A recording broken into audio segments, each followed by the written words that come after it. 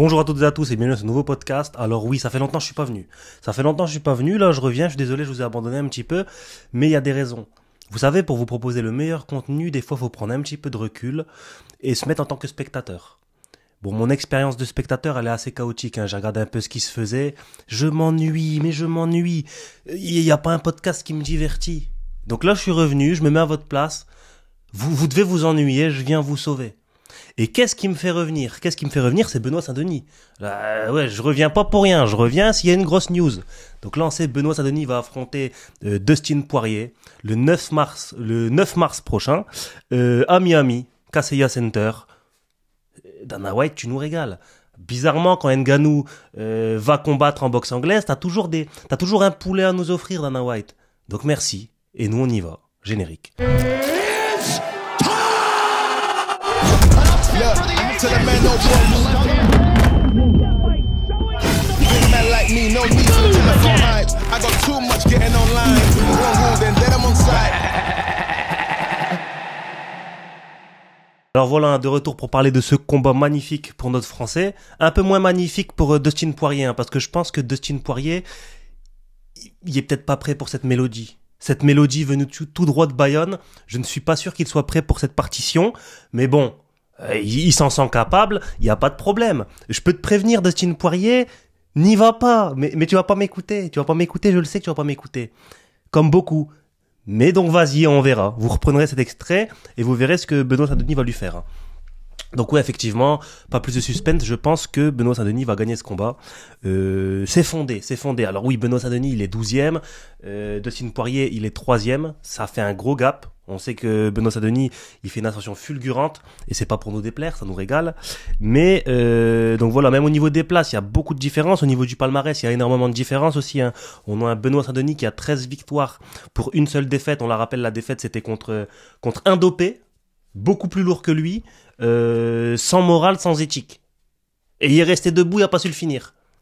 Pour moi, c'est ça. J'appelle pas ça une défaite, j'appelle ça un tête-à-tête gagné avec honneur. Et on sait que Benoît Saint-Denis, toutes ses victoires, il les gagne par finish, hein. Sur ses 13 victoires, il a 4 KO TKO et 9 soumissions. Et de l'autre côté, on a un Dustin Poirier qui effectivement a beaucoup plus d'expérience dans la cage avec 29 victoires, 8 défaites. Parmi ces 29 victoires, on a 14 victoires par KO TKO, on a 8 victoires par finition et 7 à la décision. Et par contre, au niveau des défaites, il perd 3 fois par KO TKO, 3 par soumission et 2 à la décision. Donc, Dustin Poirier a connu beaucoup plus de combats, mais il a connu beaucoup plus de défaites aussi, hein. Donc il y a beaucoup plus d'expérience dans la défaite aussi, ça faut le dire. Et Dana White qui nous régale, hein, UFC 299.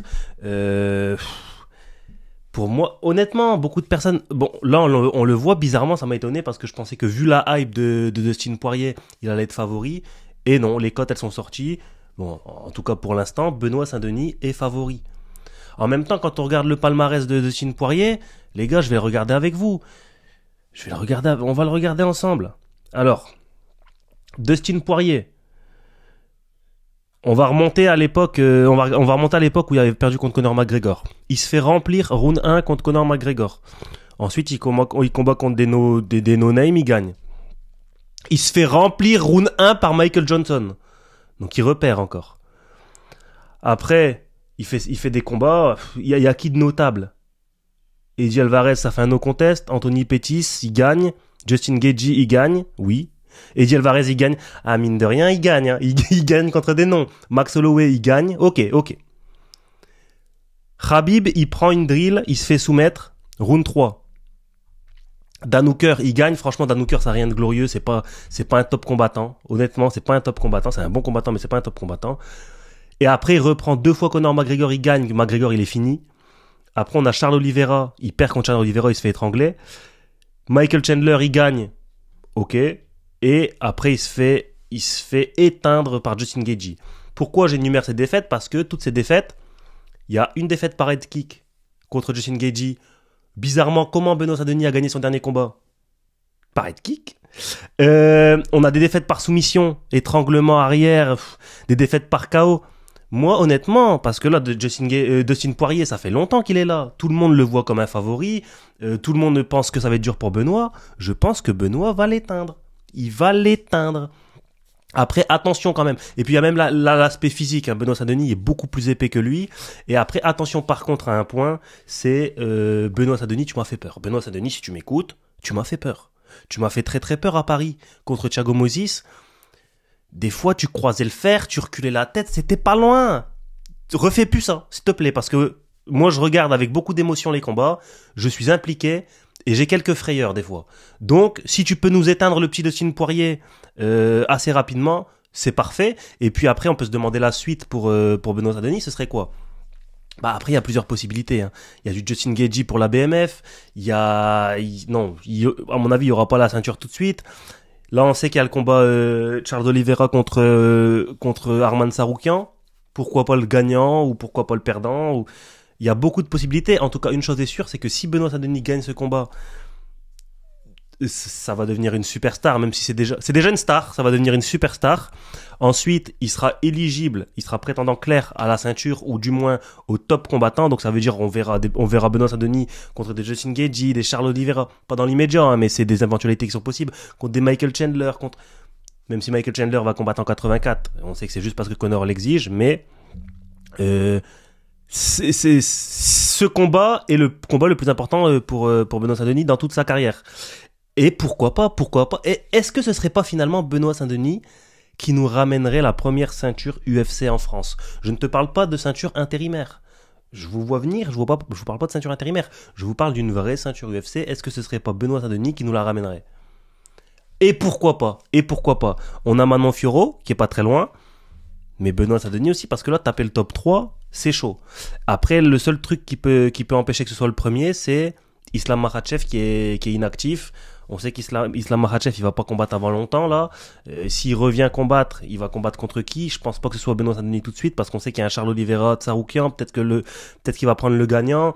Peut-être que Benoît Saint-Denis va devoir patienter encore quelques mois, peut-être une année, pour le titre. Mais en tout cas, c'est de bon augure. Mais le seul problème, c'est que pendant cette année d'attente, il va bien devoir combattre. Et c'est encore des risques de perdre et de se voir la ceinture s'éloigner. Donc voilà un petit retour rapide sur cette news de Benoît Saint-Denis qui fait franchement plaisir. Bon, désolé si c'est un peu déstructuré, etc. Ça fait plus d'un mois que j'ai pas fait de podcast. Faut que ça revienne. Ça s'oublie pas comme le vélo, mais... Quand tu mets le premier coup de pédale, tu te dis, ah, ça fait longtemps quand même, tu vois. Donc là, c'est ce qui se passe. Donc, n'hésitez pas à vous abonner, n'hésitez pas à mettre un commentaire. En commentaire, n'hésitez pas à mettre sonorité. Vous mettez le mot sonorité en commentaire, comme ça, je sais que vous avez regardé jusque-là et je sais qui sont les vrais. Et ceux qui savent c'est quoi la sonorité, ils savent c'est quoi la sonorité. Et je ne pense pas que Dustin Poirier veuille de cette sonorité, ni de cette mélodie d'ailleurs. Donc voilà. Là, je sais pas si je suis de retour avec une fréquence de fou. En tout cas, on sait qu'on a Francis Ngannou qui va combattre contre Joshua. On sait qu'on a de très beaux combats qui arrivent. Donc je pense, je ne promets rien, revenir pour quelques podcasts. Bah voilà, comme je vous l'ai dit, n'hésitez pas à vous abonner, n'hésitez pas à mettre un commentaire et on se dit à la prochaine. Ciao.